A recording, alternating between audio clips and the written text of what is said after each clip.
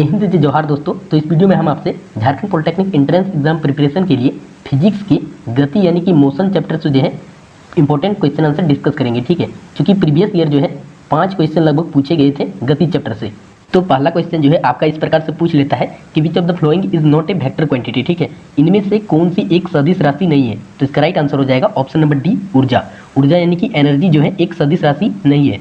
बाकी आपका विस्थापन, संवेग और वजन जो है एक सदिश राशि है। सदिश और अदिश राशि को भी थोड़ा डिटेल में देख लेते हैं। अदिश राशि स्केलर क्वांटिटी, ठीक है, वे भौतिक मात्राएं जिनमें केवल परिमाण होता है यानी कि मैग्नीट्यूड होता है और कोई डायरेक्शन यानी दिशा नहीं होता है, उसे हम लोग जो है अदिश राशि कहते हैं। ठीक है, और उसके बाद जो है इसका उदाहरण हो जाता है द्रव्यमान यानी कि मास, आयतन यानी कि वॉल्यूम और डेंसिटी यानी घनत्व, फिर टाइम जो है समय, टेम्परेचर तापमान, विद्युत धारा करंट, दूरी डिस्टेंस, चाल स्पीड और वर्क जो है कार्य, और उसके बाद एनर्जी यानी ऊर्जा। ये सारे जो है आपका अदिश राशि के उदाहरण है। उसके बाद नेक्स्ट है आपका सदिश राशि। ठीक है, तो जिन भौतिक राशियों में परिमाण और दिशा दोनों होते हैं और सदिश जोड़ के नियमों का पालन करते हैं उन्हें सदिश राशि कहते हैं। ठीक है, जिसके पास परिमाण एवं दिशा दोनों होता है और सदिश वेक्टर के नियम को जो फॉलो करता है, ठीक है, तो उसे हम लोग जो है वेक्टर क्वांटिटी कहते हैं।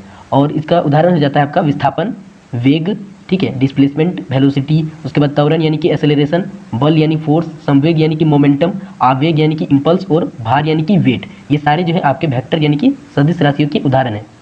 तो आइए देख लेते हैं कि प्रीवियस ईयर कौन सा क्वेश्चन पूछा था। ठीक है, तो एक इस प्रकार से क्वेश्चन पूछा था, which of the following is not a vector quantity. इनमें से कौन सदिश राशि नहीं है। ठीक है, तो इसका राइट आंसर हो जाएगा आपका ऑप्शन नंबर बी, चाल। चाल जो है यानी कि स्पीड जो है ये आपका एक वेक्टर क्वांटिटी यानी सदिश राशि नहीं है। बाकी आपका विस्थापन, वेग और त्वरण जो है एक सदिश राशि है। ठीक है, तो इसी प्रकार से जो है सदिश और अदिश राशि का क्वेश्चन पूछ सकता है।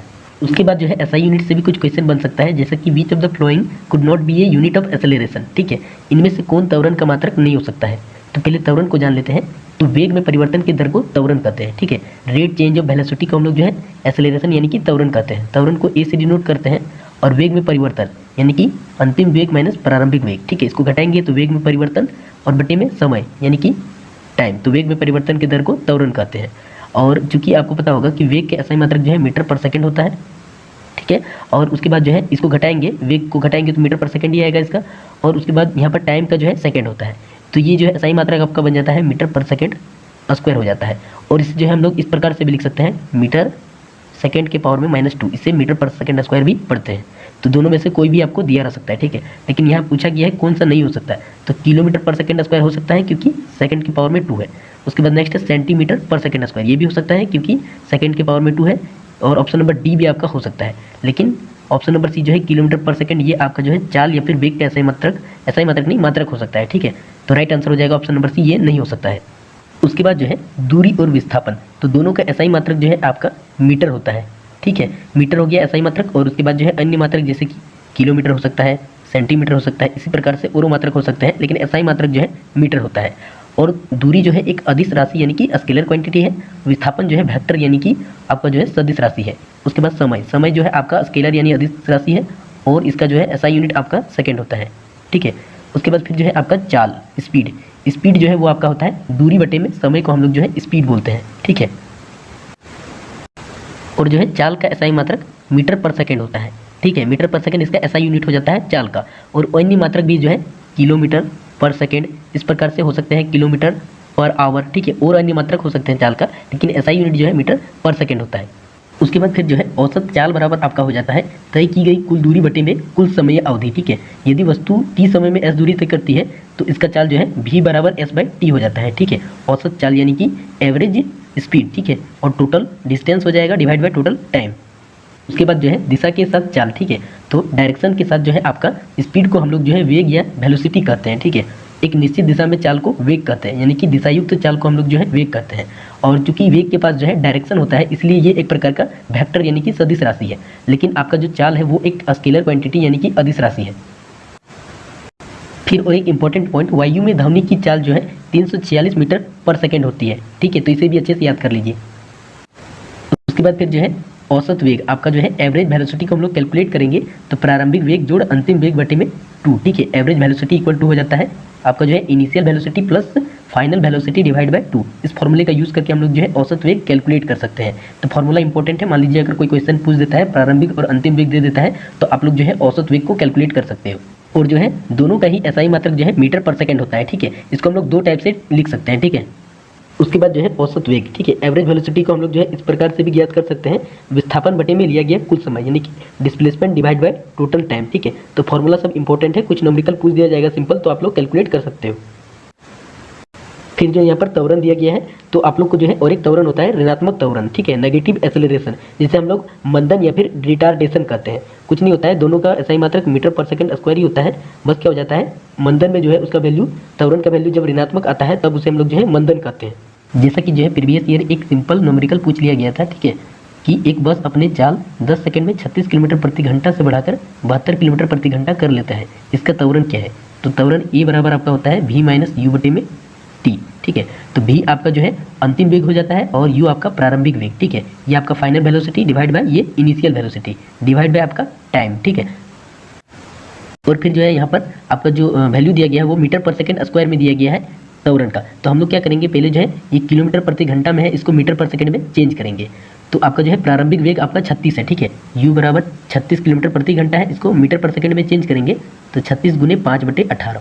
जब किलोमीटर पर आवर को मीटर पर सेकंड में चेंज करते हैं तो 5/18 से गुना कर देते हैं, 18 दूनी 36, यानी कि 5 दूनी 10 हो जाएगा, ठीक है, 10 मीटर पर सेकंड आएगा। अब उसके बाद v कैलकुलेट करेंगे तो ये दिया है 72 किलोमीटर प्रति घंटा, तो इसको भी 5/18 से गुना कर देंगे, ठीक है। तो यहाँ पर ये 18 चौक 72 हो जाएगा और 5 चौका 20, यानी v आपका 20 मीटर पर सेकंड आएगा।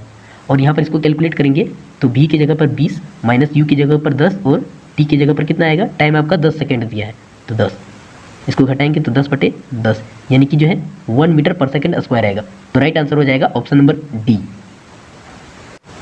तो इसी प्रकार से जो है कुछ इंपॉर्टेंट और सिंपल न्यूमेरिकल पूछ सकता है और कुछ थोड़ा बहुत हार्ड भी पूछ सकता है। तो आप लोग जो है जितने उदाहरण में न्यूमेरिकल दिए गए हैं क्लास 9 के बुक में, ठीक है, उसको अच्छे से जो है कवर कर लीजिए, अच्छे से एक्सरसाइज कर लीजिए, रिवीजन कर लीजिए, ठीक है, ताकि कोई भी न्यूमेरिकल देगा तो सिंपल या हार्ड देगा तो बन जाएगा। नेक्स्ट क्वेश्चन है, the slope of speed time graph gives, चाल समय ग्राफ का स्लोप देता है। तो इसका सही उत्तर होगा ऑप्शन नंबर सी, त्वरण यानी कि एक्सेलरेशन। आपका जो स्पीड टाइम ग्राफ है उसका स्लोप जो है वो एक्सेलरेशन को प्रदर्शित करता है, ठीक है, स्पीड टाइम ग्राफ। और उसके अंडर जो एरिया आता है वो आपका जो है डिस्टेंस ट्रेवल्ड को रिप्रेजेंट करता है कि कितना दूरी तय किया गया है उसके अंडर के एरिया को। और उसका जो स्लोप है स्पीड टाइम ग्राफ का वो एक्सेलरेशन को प्रदर्शित करता है। उसके बाद फिर जो है दूरी समय ग्राफ, ठीक है, डिस्टेंस टाइम ग्राफ आपका जो है चाल को प्रदर्शित करता है, ठीक है। डिस्टेंस टाइम ग्राफ का जो स्लोप है वो आपको चाल को प्रदर्शित करता है, यानी कि स्पीड को प्रदर्शित करता है। फिर आता है वेग समय ग्राफ, ठीक है। वेलोसिटी टाइम ग्राफ का जो स्लोप है वो आपका जो है एक्सेलरेशन को ही रिप्रेजेंट करता है, ठीक है। वेग समय ग्राफ यानी वेलोसिटी टाइम ग्राफ का जो स्लोप है वो त्वरण को ही रिप्रेजेंट करता है, लेकिन इसके जो अंडर एरिया जो कवर होता है वो आपका जो है डिस्प्लेसमेंट को रिप्रेजेंट करता है, ठीक है। Area under the velocity time graph gives displacement of a moving object, ठीक है। वेग समय ग्राफ के अंडर जो एरिया आता है वो आपका जो है मूविंग ऑब्जेक्ट का विस्थापन को प्रदर्शित करता है। फिर उसके बाद जो है गति के 3 समीकरण, ठीक है, मोशन के 3 इक्वेशन जो है ये इंपॉर्टेंट है। b = u + at, s = ut + ½ at² और 2as = v² - u², ठीक है। यहाँ पर जो है u आपका प्रारंभिक वेग यानी कि इनिशियल वेलोसिटी है, t आपका टाइम यानी कि समय है, और त्वरण जो है a यानी एक्सेलरेशन है आपका, v आपका अंतिम वेग यानी कि आपका जो है फाइनल वेलोसिटी है, ठीक है, और s जो है वो आपका डिस्टेंस यानी कि दूरी को रिप्रेजेंट करता है। के बाद और एक नेक्स्ट क्वेश्चन है, which of the following is A correct relation, इनमें से कौन सही संबंध है। तो इसका राइट आंसर होगा option number A, v = u + at होता है, ठीक है। बाकी ऑप्शन जो है वो आपका गलत है।